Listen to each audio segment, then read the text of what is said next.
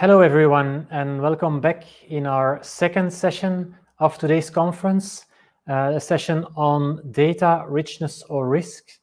I think we are all bombarded with information on data science, artificial intelligence, machine learning, and so on and so on. And of course, as a BA, we need to know these technologies, we need to know how they work, but we also need to know the pros and cons of them. And we need to know how can we use them, can we use them, should we use them? There are lots of questions that pop up. And one of the persons that I met a few years back at the BA conference in London is Liz Calder. So I'm really happy to have her here, give her talk on artificial intelligence and ethics. How should we deal with artificial intelligence? And then a very practical view on things from our second speaker today, Birgit from the LAN, where she is working on digital transformation. So two technology-related, two data-related talks, but of course also with a clear BA flavor on top of them. The first session will be a pre-recorded broadcast because there are some power problems every now and then at Liz's place. But Liz is present in the chat on the conference site, so you can chat with her, ask your questions, and she will answer them, and we will have a Q&A with her live in the studio at the end if all goes well. So we can start the recording right now.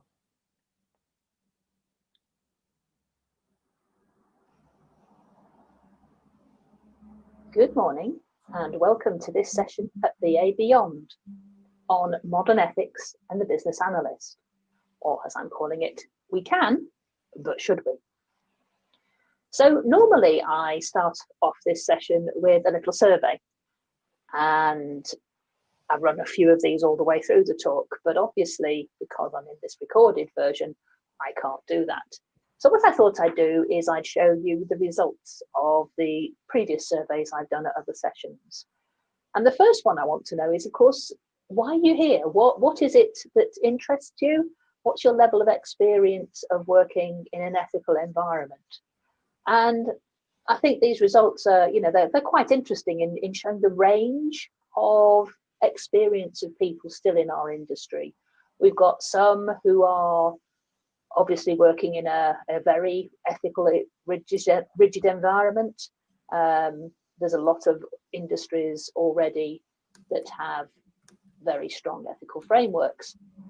But also there are other companies that aren't, and these may be smaller companies or other reasons why they haven't actually felt the need to put in an ethical framework. So, there's a wide range of people with a wide range of interests in the subject.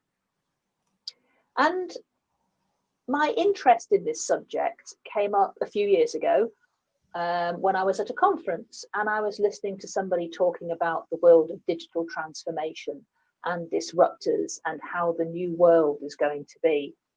And he was talking from the point that there's no longer such a thing as individual systems and products, but what we need to be doing is engaging with our customers from the moment they get up to the moment they go to bed at night, and it's seamless with their lives. And one of the examples he gave was music and how music has moved into the cloud and you stream it. And as he said, who buys CDs anymore? And I thought, well, actually, I do. I buy a lot of CDs because I support small bands. I go to festivals in the summer and I buy their CDs because that's how they make money. I mean, these streaming things like Spotify and iTunes, they're great for the consumer. People are getting access to more music than they've ever had before. There's no such thing as not being able to listen to a song or waiting till the weekend till you can afford it or go down the shops to buy it. You've got any music you want at your fingertips 24 hours a day. But it pays peanuts. It's percentages of a penny for every download that somebody does. And if you're a big band, well, that's fine. That, you will get a decent income from that. But if you're a small band, all you're actually going to do is get exposure. You're barely going to make enough money to fill your fuel tank to get to the next festival.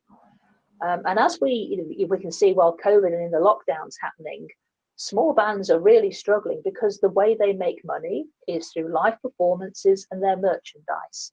And like a lot of people, I am now awash with t-shirts and CDs I wasn't expecting to buy to support people. And that really made me think, I thought, yeah, this is great, but not everybody benefits from this change. Inevitably, some gains come at somebody else's expense. But that really is the way of the world. Whenever you get an innovation or something new coming along, some people win, some people lose. It's the balance of change and development as we go along. But sometimes that seems to go a bit further. I don't know if you came across this story from one of the budget airlines the other year. And one of the key things of the budget airlines, of course, is that you don't book a seat. You just take your chance and sit where you can. But if you do want to book a seat, then that's something they charge for, along with, they charge extra for luggage, they charge extra for food. They completely threw out the old model of air flights and selling tickets and reinvented it to make cheap air flight much easier. And that's fine, not paying for your seat. But then in the background, somebody started to take that a bit further. And what they discovered was it wasn't just that you weren't booking a seat, but that if you booked your tickets as a family or a party, somewhere in the background, an algorithm was deliberately splitting you up so that if you did want to sit together, then you had to pay extra for seats. Now, if you're a party of adults, that's fine. But if it's your 3-year-old down the other end of the plane on a randomly allocated seat, are you wanting to risk that? Some people may, some people may not. Maybe we shouldn't discuss that. But this was no longer just randomly, accidentally happening. This was deliberate randomization. And the practice was condemned in the British Parliament, and the airlines were ordered to stop doing this. And when you see things like this, does the business analyst in you ever ask, who decided that was the right thing to do? Is it the right thing to do? How do we decide what is the right thing to do? And where do we get that balance from optimizing sales to actually being unfair on people? And the question really then is, how does your organization decide what is and isn't the right thing to do? So one of my questions is there an ethical framework where you work? And there's a quite interesting difference here between the UK and the US. In the US, there's a lot more organizations with an ethical framework. So what is ethics? Traditionally, it's a system of accepted beliefs that control behavior, and especially such a system based on morals. So we act in ways that are consistent with what both society and individuals think are good. And, the examples from the pictures in the background are, are the law. Our lawmakers are supposed to be incorruptible. Justice is blind. That's part of our ethics. We have the relationships of teachers and students, where the teacher must not give favour to one student over another, must treat them all fairly. And in medicine, people must agree to the treatments they've been given. They must know what's happening to them, and doctors must do the best for them. These are part of our ethical agreements in society that have been happening for centuries. But life's changing, and it's changing rapidly. And this is a story from the US over the last 2 or 3 years about the catching of the Golden State Killer. And he was a suspect when I took this headline. As of now, he's now been convicted. So over many, many years, somebody had been committing dreadful crimes, killing and raping. And the police had been unable to catch them for many, many years. But they had DNA evidence, but they had no matches for this DNA evidence, so they couldn't tie it to anyone. But in the time between they'd been catching, this criminal had started on his horror, and the time they were looking, personal DNA analysis had happened as part of genealogy, so family trees. Family trees is one of my hobbies. And what people do is they send a saliva sample to a company, and the company analyzes their DNA. And you load that on a public database, and what that enables you to do is find relations. So cousins, third cousins, fourth cousins, and it enables you to expand your family tree when you can't find anything in the records. It's really helpful if people, for example, have been adopted and you don't know who their birth parents were. You can start to find out if you've got shared grandparents and identify who their parents may have been. And somebody had a bright idea of using these publicly available databases to compare the DNA of the Golden State Killer with. And what's happened was they found a familial match. So they found the family that this person belonged to. And what that did was that enabled them to identify a smaller group of people that he belonged to. And at that point, that really helped them focus down and drill in and catch him. But of course, at one level, that's an absolutely inspired use of a set of information. But on another level, did any of those people who originally gave their DNA to these DNA testing systems agree that their DNA could be accessed by law enforcement companies to search for people? And, while it might be justified in the catching of a killer, if the police start doing it to catch shoplifters, is that justified? At the moment, the law agencies have access to this data, and just about the only thing that's stopping them is the terms and conditions of the companies that managed the DNA samples. But when they were setting up those terms and conditions, nobody imagined that this sort of thing was possible. So in many areas, those terms and conditions are very sadly lacking. So you've got people with a lot of very personal information that relates closely to them and to their family being used in a way that they have very little control over. So one of my other survey questions is, should public DNA samples of amateur genealogists be used for purposes other than they were collected? And it's actually quite an interesting balance between the UK and the US, with the majority of people, a good half of it, very much down on the side of it depends. Sometimes there are, obviously overriding reasons. Catching a murderer, most people would be happy to let their DNA be used for that. But there are other places that people might want to use it where it's really inappropriate and an invasion of privacy. And to me, it's quite interesting that the USA, which people told me had more ethical frameworks around the companies, or certainly with the people I was talking to, were more against it. So there's that, which I felt was that kind of understanding of the impact of privacy laws and privacy requirements on people. So, that was the sort of how people were feeling about the effect of using DNA not for the purpose that it was gathered for. So what does this actually all then mean for the business analyst and the IT professional?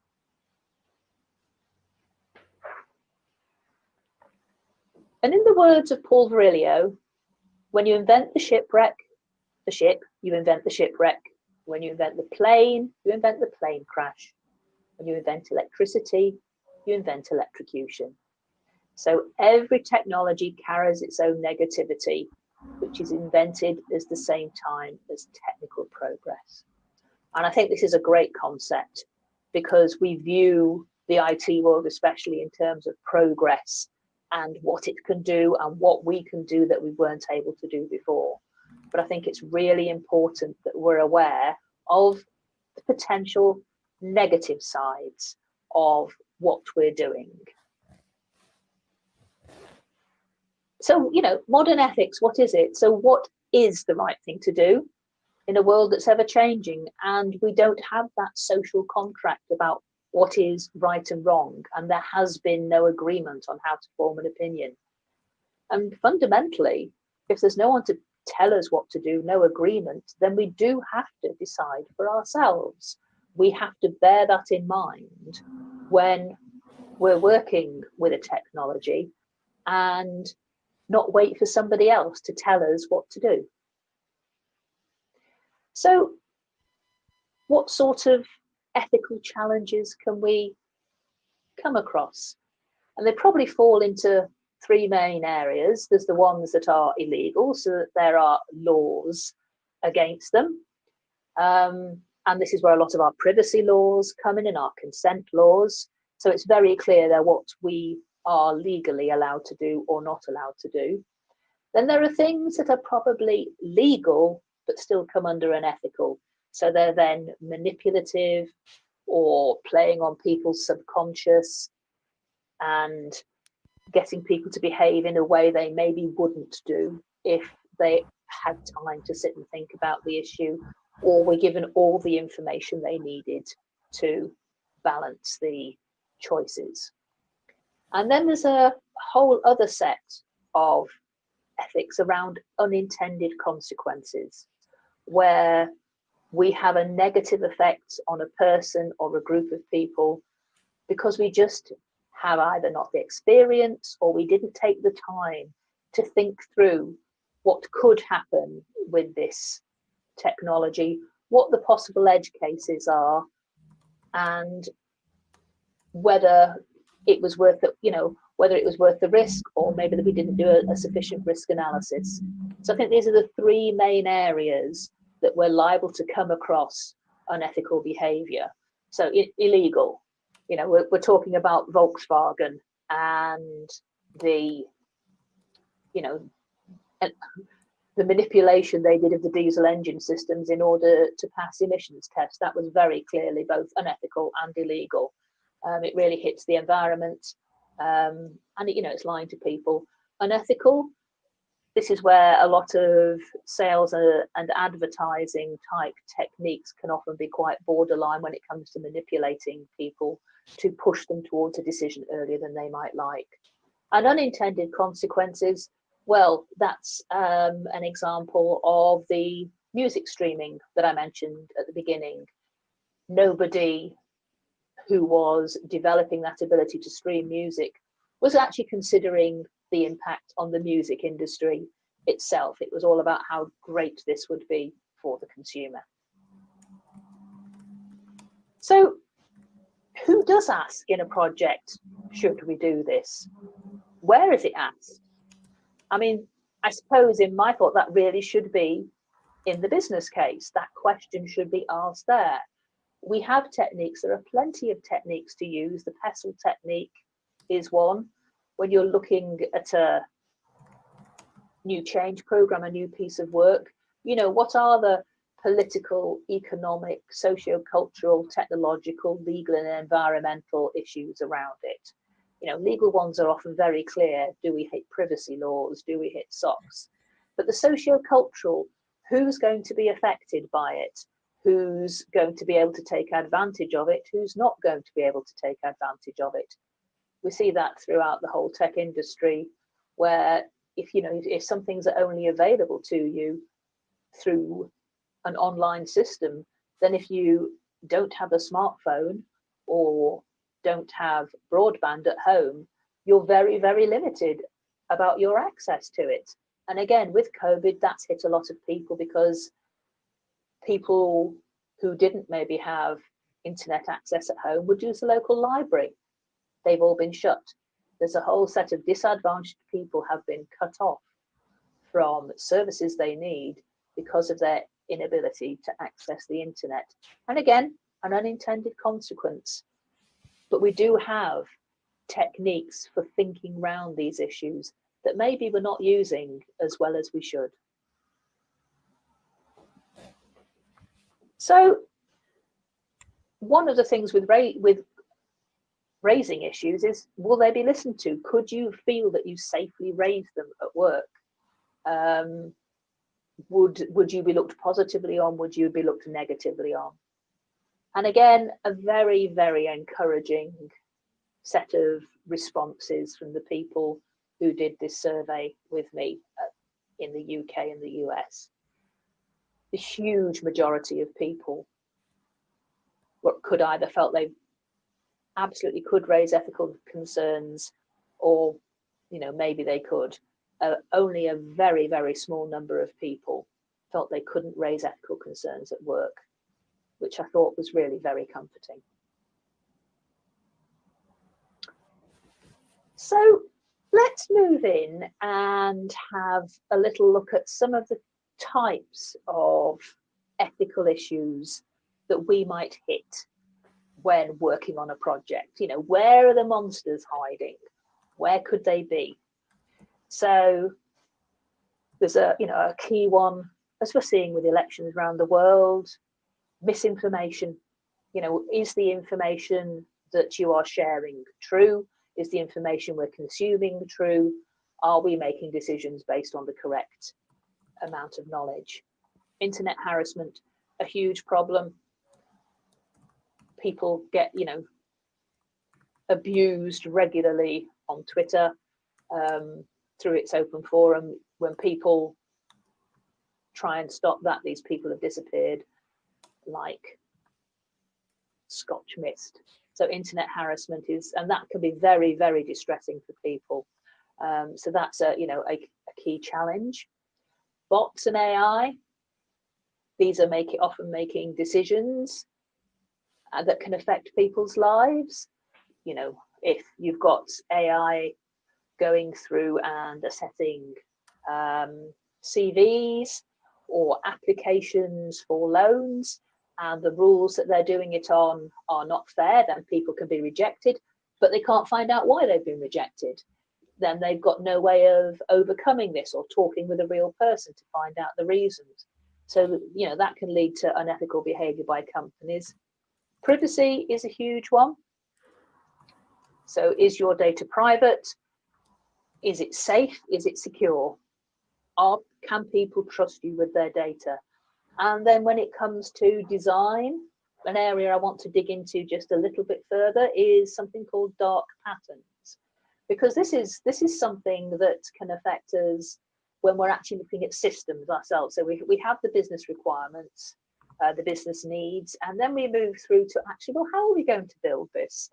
And how are we going to make sure our customers use it? And how are we going to make sure we get the return on investment?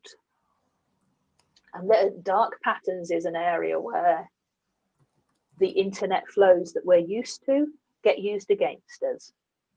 So there's a book that's been around for a long time, Steve Krug's Don't Make Me Think, which is called A Common Sense Guide to Web Usability. And this is about practical guidance to make navigation easy and information design to do that well. Because when we log into a website, or when we get to a website, we want it to be easy. We want to get to the decision-making point that we need. This is the item I want. Can I afford to buy it? How do I get it? What we do not want to do is to have to struggle through every screen, fighting our way to find the next button, because we get bored and we wander off. If something's too difficult, we can't be bothered with it, unless it's something really expensive and we really want it. But our brains like things to be really easy. We like to know that if we click to the top right, the trolley is there. We like to know bottom right is normally the proceed button, go through to the next stage. We get used to patterns, and we want systems to use them. We want this to be easy for us. And this is to explain to web developers and designers how to make it as easy as possible for their customers, to make it a pleasant experience, and obviously maximize returns. Dark patterns then are when the approach for good design is then used to make you do things that you didn't need to, like buying or signing up for something.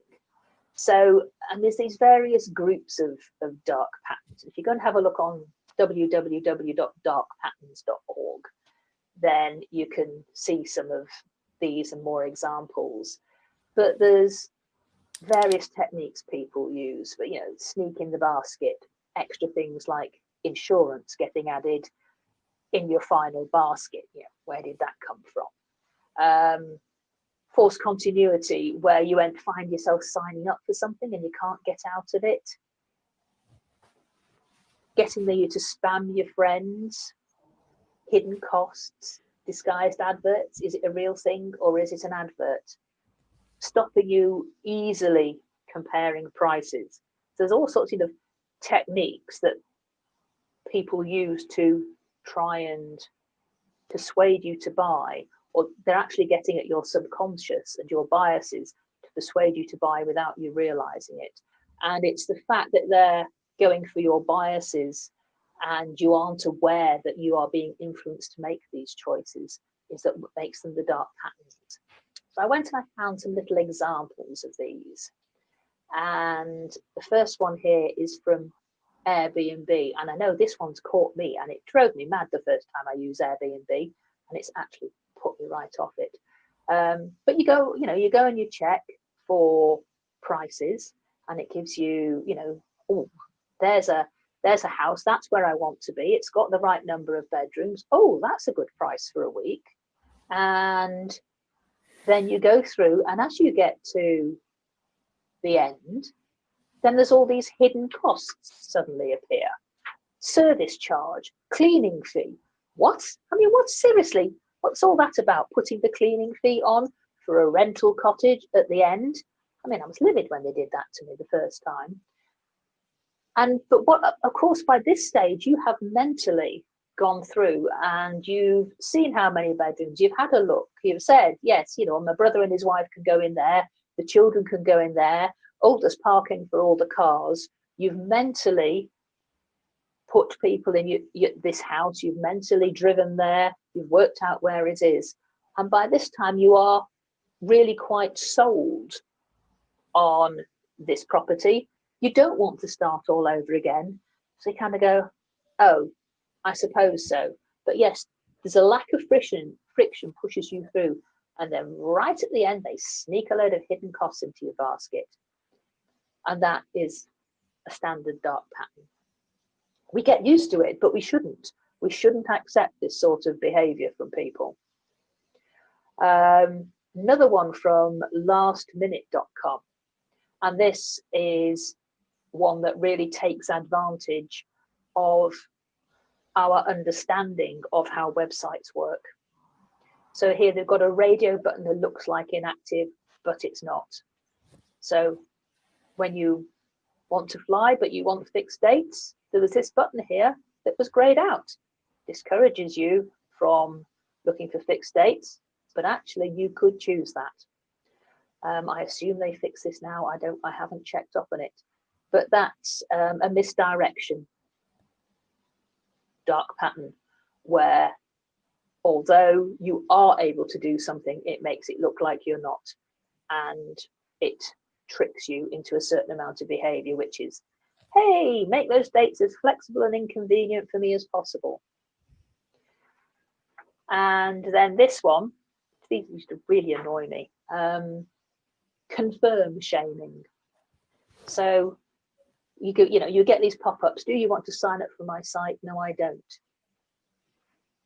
And you actually have to say something negative about yourself in order to say, no, I don't want to sign up to your newsletter 4 times a day. And this is, although nobody's watching and it's a choice we can make, even to ourselves, we don't want to say these sorts of bad things about ourselves. And there's an internal level of shame that actually puts up a barrier to us saying to the system, I love wasting time. I'm going to click, I do want better productivity. I don't want your newsletter, but that statement's actually more true, because we need to feel positive about ourselves, and using these shaming techniques to get an email address off you is a dark pattern too. And I love this quote from Kenneth Bowles, who is a key thinker in the area of applied ethics. I do suggest you find his book. He's really good. Design is applied ethics, and that's absolutely true. When you are designing something for other people, you are choosing how they should behave, how they can behave, how they can respond, what their parameters of choice are. And your choices make that an either ethically driving them to give them a true choice, or unethically driving them down a single path so they don't have a free choice. They only have the behavior that you want them to make. And that is not ethical. So that was dark patterns. And let's have a little look now at privacy. Because we love data. We absolutely love data. And one of our first tricks, of course, is just to keep hold of it. As you can see this from a couple of years ago, or last year, the amount of our records that have been lost to the web. But yeah, especially in BAs, give us the data. We need to understand what's going on. We want to make data-informed decisions. But you have to be really careful about which data you use, and you don't take too much from people, but also that people's privacy remains intact and they have the right over their own data. I mean, this is a standard aphorism: if you have nothing to hide, you have nothing to fear. Well, I've never been keen on that one myself. You know, there are many things I can do that might be perfectly legal, but I might not want other people to know. You know, for example, I might have a very great fondness for horrible slushy romance, Mills and Boons type novels, but I wouldn't want that to go anywhere but apart from between Amazon and myself. So that's not true. If you know, people should have the privacy they need and request. So what about those companies that say, you know, privacy actually isn't our problem. We're not that sort of company. You know, I don't work in healthcare. I don't need informed consent. Or we'll put it in the terms and conditions, so that's fine. Did you know only 1 in 7 people read their terms and conditions? And actually, it would take weeks and weeks to read all the terms and conditions you have signed up to. The iTunes one is 20,000 words. Facebook's about 15,000. And let's face it, when you're trying to do something on your phone, you need the maps, the terms and conditions go on. You're not going to sit there and read 20,000 words to see what's changed, or even 500. You want your map now. So although it's in the terms and conditions, that's irrelevant. We don't read it. And then there's the other one. That's no problem. We anonymize all our data. No problem. Well, this is an example from someone I used to work with.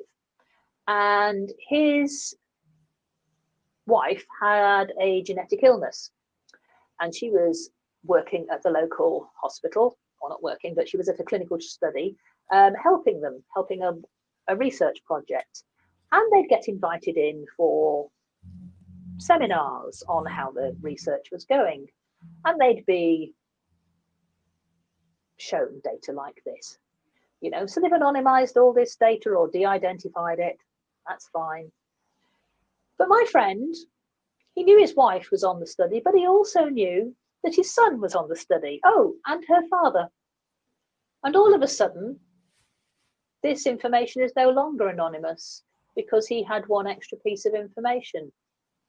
He could then tell exactly His wife's status, you might choose that to give him. His son's data, he probably had a right to that. His father-in-law's data. So you've got to be really careful, because all it takes sometimes is one extra piece of information and your attempts at anonymization are out the window. So that really needs thinking around. So where does this leave the business analyst? Hopefully asking questions. But what sort of questions? Which questions do you ask? So there's this lovely site called ethicalos.org that gives you the sorts of questions to ask. And you can ask questions like, what does healthy use of this product look like? What does unhealthy use look like? How long should people play this game? How long shouldn't they? Will the data we collect be accurate, or could it be misused? Do our users know why we want their data and what they use it for? Will there be wealth or asset inequality? If some people can only get to this tool through their smartphone, what about those people who are left out? Are we building bias in? All these bots sound great, and savers using people on help desks, but what drivers behaviors are we driving? Could somebody misuse it to track people or harass people? But this is all a bit generic. So let's have a look at a little example. So in the UK, we have this site called Cedars, and it's for small companies who are wanting to raise capital. And they put up a little pitch for their company, and you decide if you want to fund them or not. And this is one of the companies I found on there. So a dating agency for flatmates, really. So you match people based on lifestyle and living habits and hopefully get a good flatmate and not the flatmate from hell. So you want to know if the people developing this have asked these questions. What does healthy use of this product look like? Hopefully nobody would get addicted to a flat sharing app. If they do, why? Will the data we collect be accurate? Could it be misused? That's really important, because one, it has to be accurate, but how are you going to make sure that, when you are deciding who you do and don't want to share a flat with, that the reasons that you are rejecting people are not actually illegal or discriminatory? So that would be a key one. Do our users want to know why we want their data? Well, I think they do. And can they be sure that's all we'll use it for? Good question. Who might try and monetize that data? Who might try and sell it on for another means? Beyond just people doing flat sharing, maybe to estate agents. Would somebody want to do that? What happens if we sell the company? How might they want to use the data? Will this product create wealth or asset inequality? Does that mean people who use the app will get lower rents than people not? That then creates people who don't have access to decent housing. Are we building bias into the system? There's always sorts of ways of building bias into a system. And this is a nice little example. This is a photograph of me at BA Beyond last year. And there was this nice little website that made judgments of you. It was an experimental one. So this has me a foundress, a woman founder. That sounds very nice and professional, doesn't it? And then another photograph of me had me as a grandma, a granny. I'm not even a person. I'm a relation of a relation. But what does that mean in, for example, a flat sharing environment? Are assumptions going to be made on income and ability to pay the rent? Could somebody misuse this system to track people? If you're busy identifying potential flatmates, where could they go? And could somebody track somebody around the town? And could this product be used to harass people?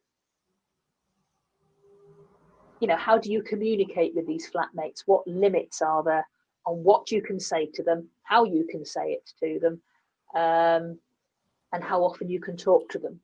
So, these are the sorts of questions that a development team can ask about their great product, which is all about gathering information and mixing people and getting buzzing flats with great flatmates, but there are other potentials for things to go wrong. And this is where you can get over a lot of the unintended consequences of your new technology. So I think this leads us back to the beginning of, yes, we can do this system, but should we? And being able to ask those questions to make sure that all the products we write are ethical and sound and will both get the benefit for the company, but also for our customers. Thank you.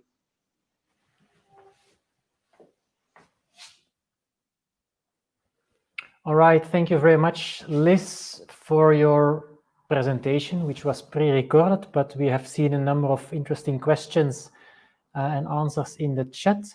I'm not sure if, yes, Liz is coming into the studio. That's great. Thank you very much for your presentation, and I think it deserves a round of applause. We actually have a round of applause.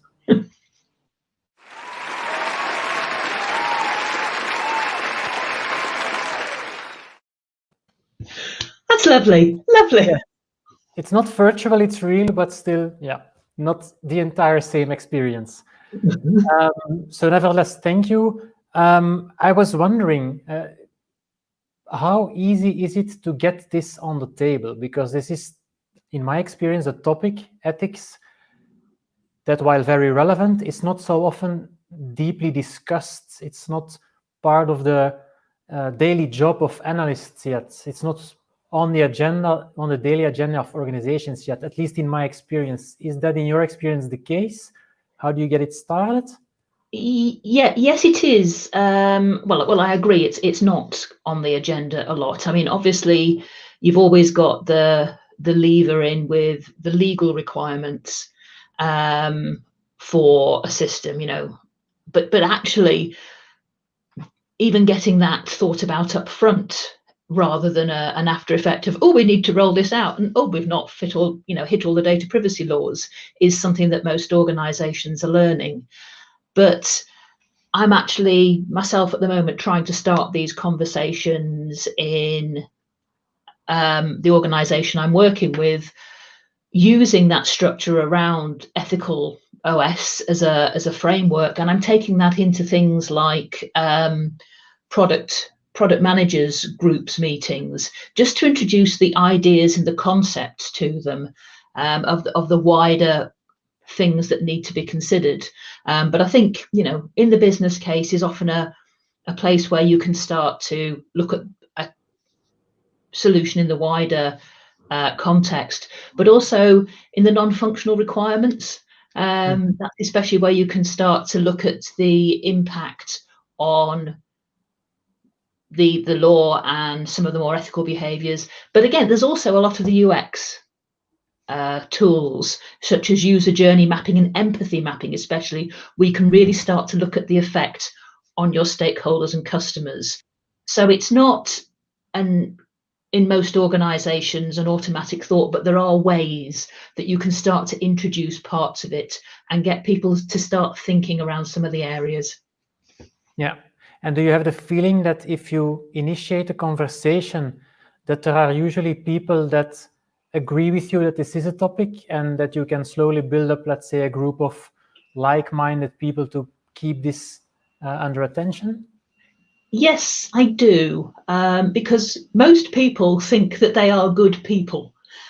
So when you ask them to behave in a way that is positive and ethical, then that actually resonates with them because they think they are, you know, a good person. So they relish that conversation, and you can move them forward.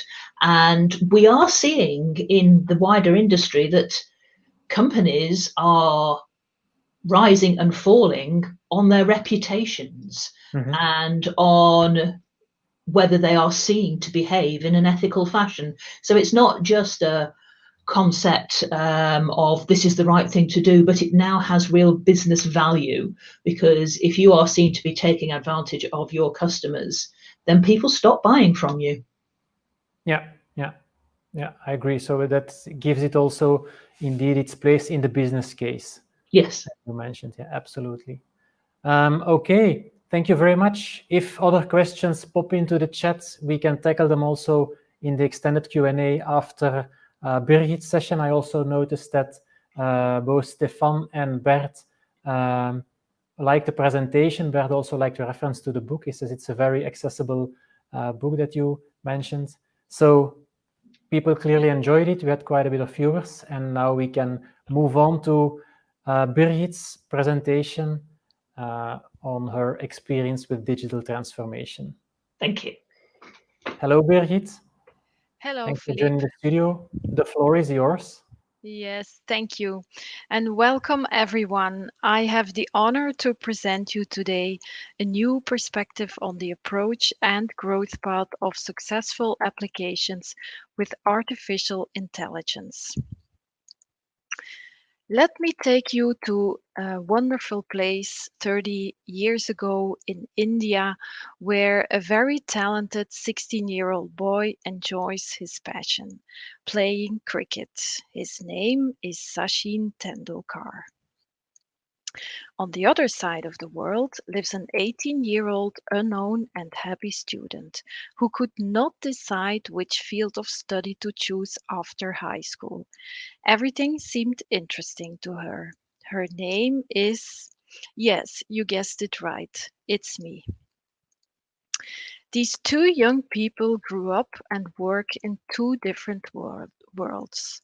Surprisingly, they have something in common. Their work is their passion. In her business world, she is amazed that many of her customers, regardless of the fact that they are small or large, and regardless of their business model or industry, they all face similar challenges and struggle with the same pains when they want to apply AI into their business. In contrast to her unresolved issues, on the other side of the world, the professional cricket player was winning one game after the other. In his sports world, success seemed to fall from the sky. Until this one very special day, when a sports club called her because they wanted to talk about solutions that may help them overcome some of their challenges. She met the team, and instead of having an intake with the IT manager or the operations manager, she had an intake with the whole team. They all wanted to speak with her together with regard to their needs. She sat around the table with the dietitian, the sports doctor, two trainers, three athletes, the psychologist, the marketing director, the financial director, and finally the president of the sports club. Wow, they all showed interest. They all spoke with one voice because they understood how each field interacted with one another. They understood that they were all dependent of each other to create success.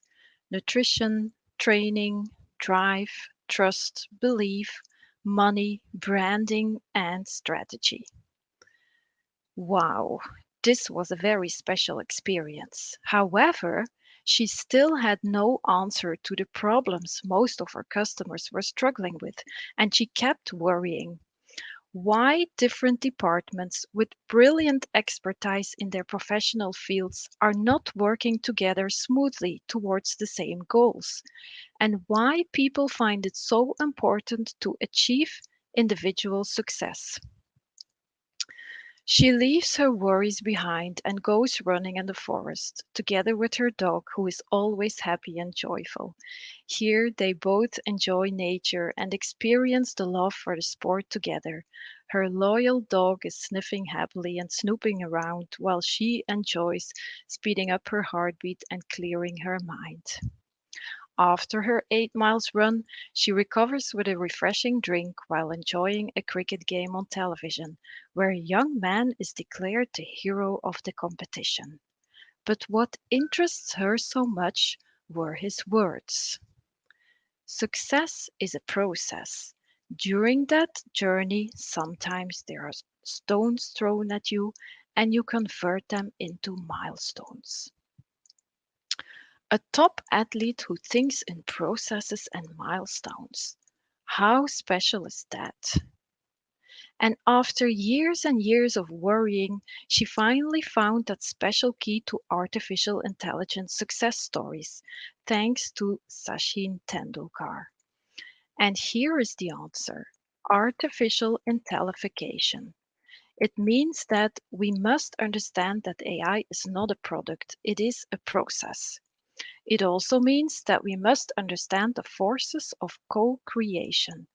And finally, we must apply the rules of conduct, rules of top sport teams and individuals working together on the road to reach that golden medal. Now let's take a better look into how to go for gold, with the three main building blocks of artificial intellification. Every organization can grow into AI, with first the AI spectrum. In the AI spectrum, organizations learn how to start working with AI. Here we distinguish three major AI learning processes. First, organizations must understand that artificial intelligence can be viewed at the intersection of four disciplines: machine learning, information theory, data processing, and statistics. Starting working with AI means that we must understand what these four disciplines are doing, how they work, and why they are so important as a base for AI. This is what I call the artificial marriage, because you cannot apply AI without understanding these four concepts. Second, organizations must get rid of their frequent friction. Essential to success of AI is your language. You must speak business as well as IT language. So I'm saying here that bilingualism is key to AI success. And third, organizations and people must allow themselves to grow towards AI. The AI growing and learning process all starts with the right data. So we must know and understand how to gather, store, and interpret quality data.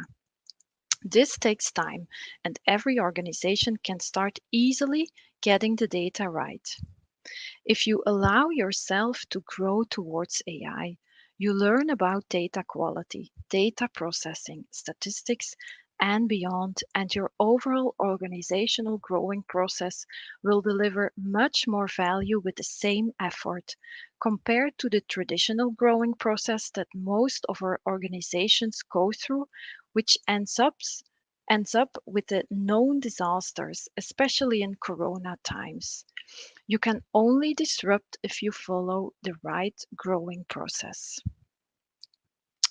So I'm saying that it is completely normal to first crawl, then walk, and finally run towards AI success stories. The accelerated value creation is only possible when you are able to run, which means that your organization is sufficiently mature to apply and work with AI after you have experienced, practiced, and learned the foundations. Understand how the artificial marriage works, speak at least two languages, and practice the data and algorithm learning process.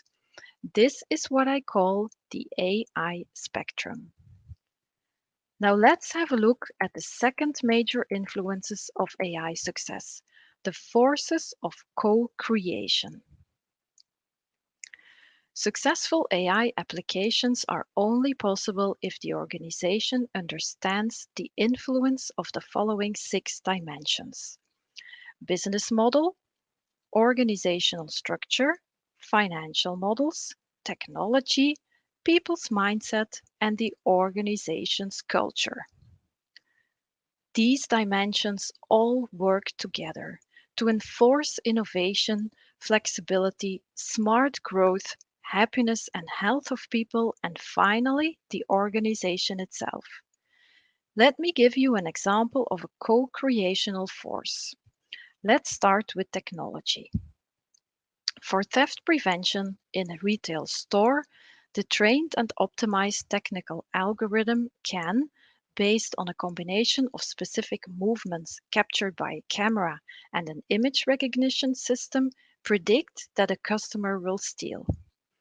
In order to operationalize this AI application live in the stores, the organization must go down the road to AI, understanding the forces of co-creation as follows.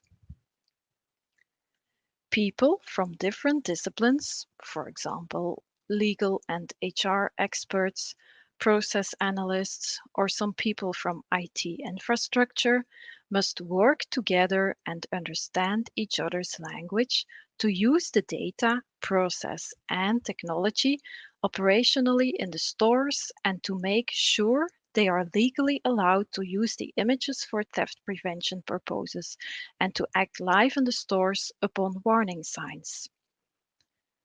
The culture of the organization is sufficiently mature for people to implement and roll out this new initiative, as well as people are sufficiently mature to weigh the revenues and costs of their actions for the benefit of the organization.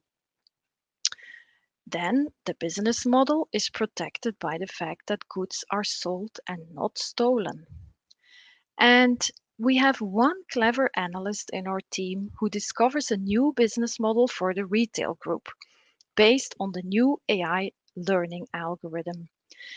Instead of preventing theft, we can train the model to predict buy behavior. So we will train another algorithm to recognize and let us know which combinations of specific movements that happen in a certain order will tell us which people will buy and not buy and why they behave like this. You can already see that the organizational structure must allow to pick up smart ideas from within the organization really fast to implement and roll it out in the market. Now let's have a look at the third major influencer of AI success, the rules of conduct. To succeed with AI, we must behave differently than today. We must stop claiming individual success, work groundbreaking. We must embrace change and allow people to make mistakes. In other words, we must look at top athletes and copy their behavior to go for gold. I will let you enjoy these 10 rules of conduct, behavior that we must learn from top sport athletes, and we must copy it into our daily work streams.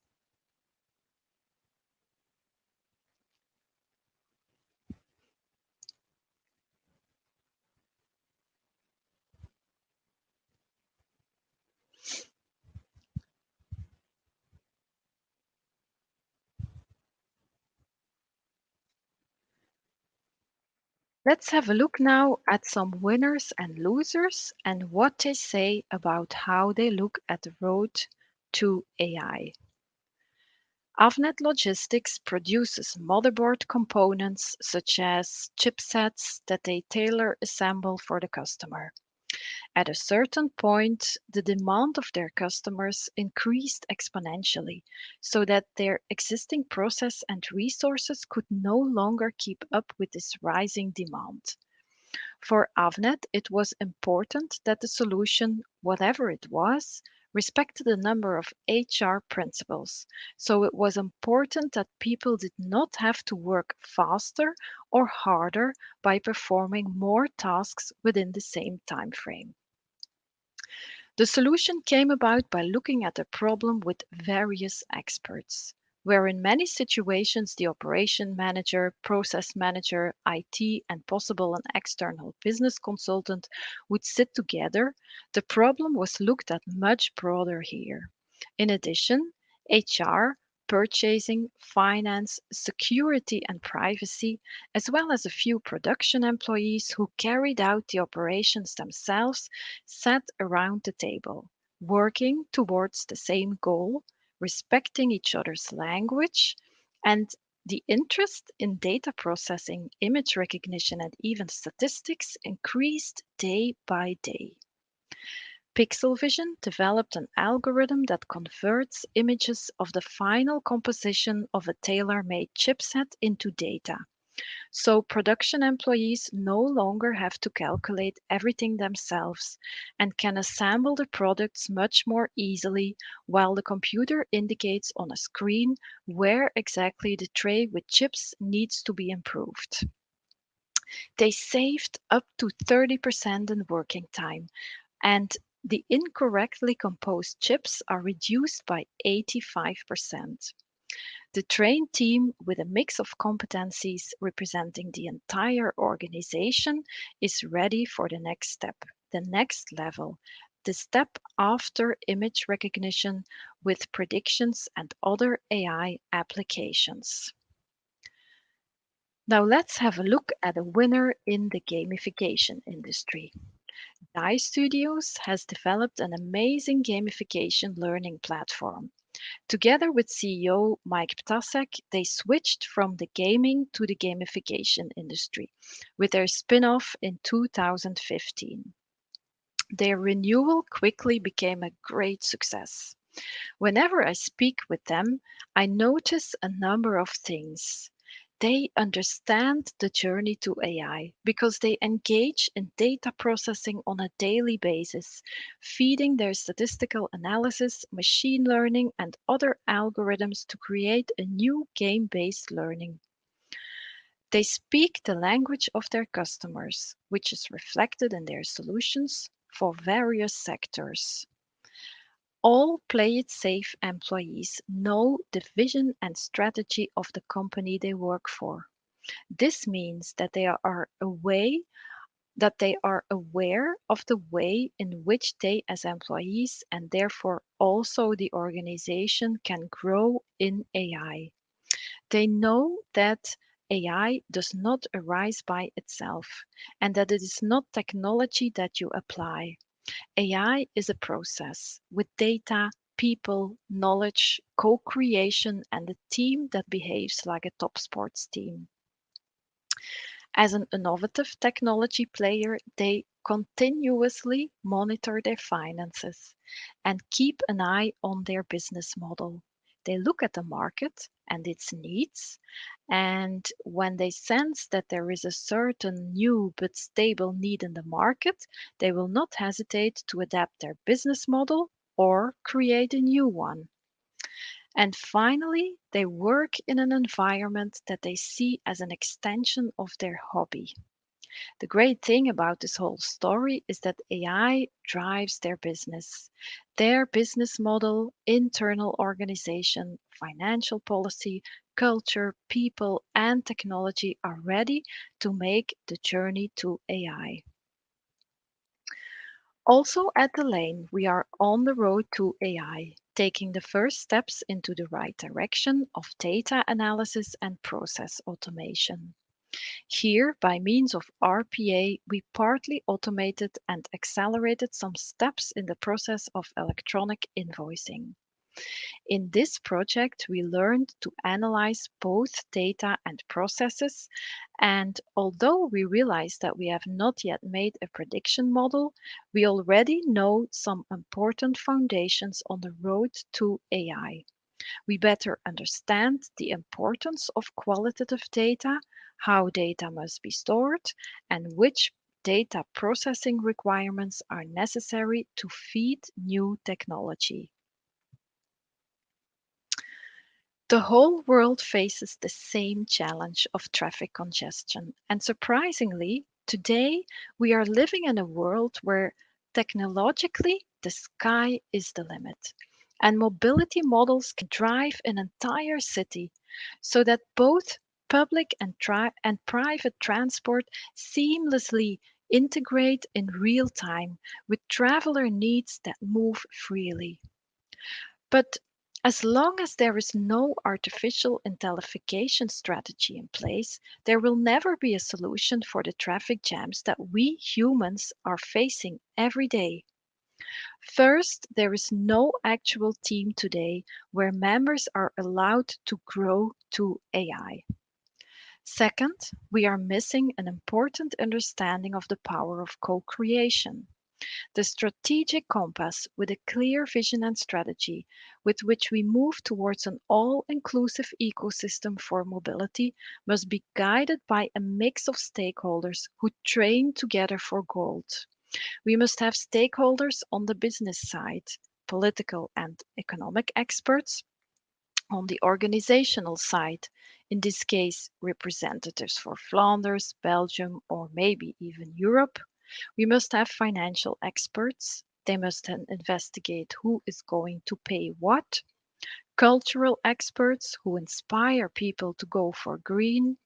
And of course, the travelers themselves. And finally, we end up with technology, which is only a small part of the solution. To be able to solve the traffic jam problem, a team is needed that behaves like a top sports team, dare to overcome obstacles to achieve the same goal, without hidden agendas or human egos or other pursuit of profit that stands in the way of success. So this is the end of my presentation. I've noted your takeaway and hope you can all inspire knowledge workers to walk their road towards AI and to explain them that artificial intelligence is so important to maximize successful AI applications. At this moment, I'm working on a lecture, The Art of Understanding AI, which explains how exactly artificial intelligence algorithms work. Practitioners will learn how to build a prediction model or a recognition model or other interesting AI modeling types. I would like to mention the presentation Model-Driven Engineering given by my colleagues Bert Heymans and Dennis Aerts of the Business Analysts later on today, where you for sure will find some common grounds. So I'm saying the best has yet to come. Thank you very much for your attention. And if there are any questions, please feel free. Thank you very much, Birgit, for your interesting and hopefully for the people watching it, inspiring talk. So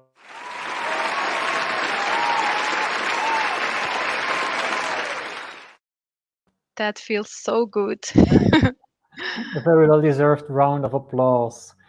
There were actually not many questions in the chat. I can imagine that AI is something that a lot of people don't actively work with today. There was a question by Liz. I don't know if Liz is already back in the studio. Yes, there she is. Yeah. So maybe you can ask your own question. Okay, thank you. Yes, I was really interested by your comments about data quality, because it's been a huge challenge for organizations for decades. And I'm wondering, is AI being the incentive for people to really improve their data quality, or actually are they actually creating brand new data sources in order to support their AI? How does that balance play out? Well, I think both things are happening. Mainly, they are concerned about quality because quality makes up the end result. So, with regard to data quality, they want to improve the reliability of response and also the reliability of their sources. So that's very, very important, but it's more an economical or a gain effect that they try to achieve. And with regard to more and more data, yes, that's also interesting. But the more data you get, the more effect it can have on your quality. And it's a bit of the exercise is not so easy, especially for people who are active in the business, because they want to, the people think that the more data I have, the more things I can do. But they never reflect on the quality, on the storage that also costs money, on people who need to process it because they also cost money. So it's a very complex exercise, and therefore it is something that must be in the DNA of a company. Every day, people must work on that, get used to it, so that in the end, you feel how to get your data right. So yes. Thank you. Interesting. The discussion about data quality always makes me wonder, can we trust ourselves to be good in cleaning up data, or are we risking building in even more bias by cleaning up the data? Well, that's a good one. What we always do in the beginning of the data quality checks is really focus on the data itself. For example, if you know that people are replying to their age, or you have a column with a number of people with an age saying their age, it cannot be negative. It cannot be below 18, for example. It cannot be below 120. Be above 120. So those quality checks are easy.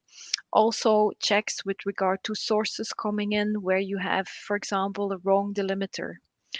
If you're doing some checks on people's account and you know that the account is always above 100 euro, you must take care of the limiters, that they are from the different sources coming in right. For example, from America, you may have all accounts with values 0 point and something.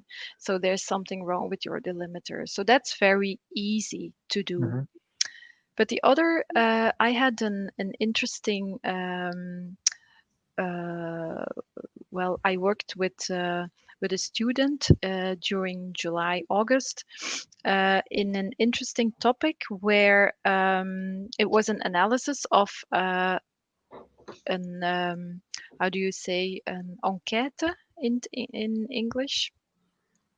So a questionnaire, Mm-hmm. and they had like thousands responses coming in, but you could see that people were not very honest.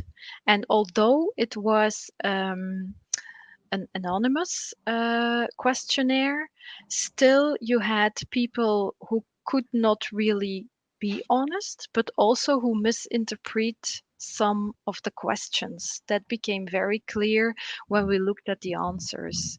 So this is a bit more difficult. So I would say if you work with data coming from questionnaires, it's better to test your questions, that they're really really well formed, and that people don't misinterpret things, because for you it's very clear, but not for everyone. Okay. Any thoughts on this from your side, Liz? Yes, I mean that's very interesting. I mean, especially with questionnaires and surveys, you know, people will just answer anything if it's not of interest to them. They'll answer anything just to get to the end of the survey, rather than what you need to know. Which is why actually questionnaire and survey writing is such a skill. But also building on that, and especially as you're moving to the more ethical thing, is, you know, making sure your data is complete as a set, but also that people aren't having to enter things that they don't know.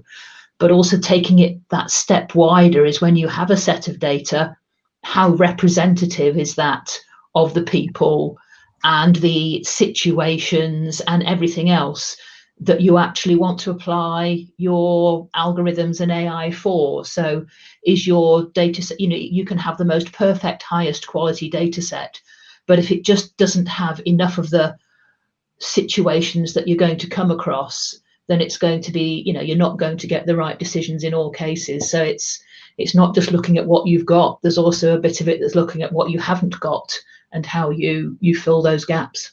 Mm-hmm. Yeah, Absolutely. Okay. Yeah, okay. And I had this remark related to this question by Mark. Cleaning data will mask reality. So yes, there is a risk in cleaning the data. Wrong data will help validation or will be a trigger for UX and UI improvements. I think I know a little bit what Mark is trying to say, but if he can clarify a little bit his remark or suggestion, that would help us a little bit. There is also a practical question by Tara. Can I find a list of the 10 sport behaviors somewhere? Well, we will be sharing the slides with everyone. So yes, Tara, you will get that list later on. One other thing that has been mentioned is statistics. Now, there have been rumors about statisticians drowning when crossing a river of, on average, 1 meter deep. Obviously, that's a silly joke about statistics. They don't tell the whole truth. Nevertheless, I often think statistics is a very difficult domain. It's not an easy domain, it's a technical domain. How well should BAs know statistics in order to be able to think about data, ethics? Well, they need to be comfortable at a certain level. Like, it's very important that as an analyst, and when you want to work on your road to AI with a team in an organization, that you understand the basic concepts such as when is my population significant, or is this a significant character of setting of the whole population? How can we deal with that? If you go more and more into statistics, you are more and more ready to analyze how artificial intelligence model must be built. So in my opinion, and I also worked 10 years as a business analyst, I had the opportunity to dive into artificial intelligence really, really well, and for 4 years. So that was really nice to do. And if you are technically skilled and business-wise skilled, it really helps to make the puzzle, because artificial intelligence starts with the statistics and goes then beyond. Where statistics stops from at a certain point, then artificial intelligence takes over. Because at a certain point you have, let's say, 100,000 parameters that play together, and that they make certain patterns that a statistician cannot see anymore, because he's looking at 1, 2, 3, or 4 parameters, how the behavior of the data is going on. And in neural network or artificial intelligence, they take the whole data set. And that's the main difference. But in order to work with AI, you must start with statistics. And Okay. I think, I don't know if people doing a master at university, they have psychology. It doesn't matter which degree you have, even engineering, and I think also languages, they all have that statistical base, and it's that you need as a minimum. Yeah. And it probably also helps in getting the surveys and the survey interpretation right. Yes, of course. Yeah. Yeah. And also that ability as a business analyst to understand your limitations. And I think there's a large gap between the end of what the business analysis can do and probably for AI, where what you need is a statistician, because a lot of people learn statistics as their degree. But when you're not doing it every day, you kind of remember bits of it and you forget other bits. And often they're the bits that identify where you're doing something horribly wrong. And even working in science, I have seen trained scientists do some terrifying things with statistics. So actually, if you really do need to understand your data sets even before you get to the AI, you need to be seeing if you can actually talk to a statistician whose job it is to do this sort of thing. Don't try and do it it's an expertise that you need when dealing with large data sets. So pull that expert in. Yeah, absolutely. And to tell another bad joke about this, or a bad example, did you know that by far most people have an above average number of legs? Yes, I do. I do know that. So you have to think about it to understand this, or at least I did. Maybe it's just me. Yeah. There is a question from Tara on ethics. What can you do if you personally feel there is something unethical happening in a project? For example, like splitting up a family on a plane. That's not necessarily unethical, but that's maybe a personal reflection from being a parent of 4 children. How would you avoid this, prevent this, kickstart a discussion about this? So thanks, it's a good question, Tara. Yeah, I mean, that's a great question. And I think the thing you actually have to do is say it out loud, is raise it in a meeting with somebody or in a meeting with the team. Do you know that you are doing these things? Because a lot of the time we see things happening, and being very human, we don't like to stand out and be different and not do, because if everybody else is agreeing with it and everybody else is fine with it, why is it just me that's bothered about it? We're really, really bad at standing out from the crowd, and we don't like to rock the boat.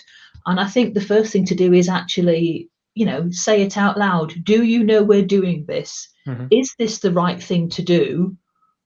Who decided this is the right thing to do? Just asking those questions, because you may find that actually nobody else is really comfortable with it and it just sneaked in. And if you then have to ask a senior manager to explain why something really unethical is happening, one, it makes it visible, but two, you might just challenge those behaviors. But it does take a certain amount of just being brave, because it's hard identifying something that looks like it's going wrong. Yeah, and I can imagine it's also sometimes very unintentional, because I do like the example. When I try to book a flight for my family, it's cumbersome to book a flight for 6 people that sit together. And if it's cumbersome, that can be an unintentional situation. But if they ask you money to book your specific seats, then it's maybe not that unintentional anymore. Well, exactly. It's one of those things that you'd expect, and because you expect a certain amount of randomness, you wouldn't get the whole group sitting together. But it's when people start to notice that a group is never sitting together, when you realise it's flipped over from that, accident of not putting people together to deliberately doing it. And that's kind of what that point from when it's just, we're not supporting this model, to we're actively working against it. And often those things come in small steps, and each small step sounds quite sensible at the time. And then you look at the cumulative effect of them and you go, oh, hang on, that's not right. And again, it's, we have to be brave. Yeah, we have to be brave, stand up, call it out, and at least try to get a discussion going. Exactly. And you might see that other people are either feeling the same way or just hadn't realized it. Yes, but sometimes there is no easy solution. There's the take a big breath and say it. That's why we as BAs will not be easily replaced with machines, I guess. Exactly. We hope, yes. Mark has also given a comment, shared a comment on data analytics. We were able to prove with the same data set that the same person was the best of the class, but also the worst of the class. It also depends on how you look or interpret the data. So I guess that's again a call for have this statistician on your team or in your network to make sure you are doing the right interpretation. Yes, and also that, I was going to say, that comes back to your point, Birgit, about making sure you understand the language and the business language, because my first question is, which class? Right. So, if you're not all talking the same language, then you will get confusing results. Yeah. Correct. And also the significance of your data set is very important because these examples typically pop up when your patterns aren't distinctive enough to say to detect someone who is the worst or the best. So their patterns are too similar, and therefore the significance is not statistically not at a certain level that you need for data mining. Yeah. Okay. There is another question by Jurgen. How do you select your first small scoped use case in order to book a first small success story which enables to create further buy-in for investing in AI? Can you repeat that, Philippe? Yes. How do you select the first use case, a small scope Yeah. use case, to have this first AI success on which you can then build to create buy-in for further investments in AI? Yeah, it comes up with an idea. Somebody in the organization has an idea, and it can be very simple, such as image recognition. It's not really AI today anymore, it's more mainstream. However, if you do an exercise with it and it's profitable for the organization, the team gets to know how to work on the road. They start working with data analysis, working together, processing all those things, and so it really comes with a problem and a clever idea of an individual, and then you start working on a proof of concept. You assemble your data, or you work on your process, or a mix of things, and this is how it usually works from within the organization. And I can't say that everybody can have a brilliant idea. The organization must be mature enough to listen to this individual and take it and do something with it. So, and I think that's why a lot of people don't or are afraid to speak up, or the structure isn't right. There's no real freedom to to give ideas, and there's not really a platform to pick it up and do something with it. Yeah. Yeah. Again, a bit of a call for braveness, I guess, as well. Yes. Yeah. Okay. So do let us know in the chat if this helps you to find that first use case, Jurgen. I'm just quickly going to check if there are further questions right now. Tara also thanks you both for your response. So it seems the questions have been answered. So I would like to thank you again very much for this presentation. And obviously, if attendees have further questions, the chat is still open. Both Birgit and Liz are, you can reach out to them on the conference platform. So don't hesitate to do so. We can then close this session. There is now a lunch break. There will be another mindfulness moment with Kathy Birgit during the lunch break. You can find it in the agenda. And of course, the sponsor booths are open. I do invite everyone to check them out. There are some quizzes and games going on. You can win some prizes. So that is definitely a reason to just drop in and say hi to everyone. And then I welcome people back in the normal conference sessions after lunchtime. Thank you very much and see you around. Thank you, Philip.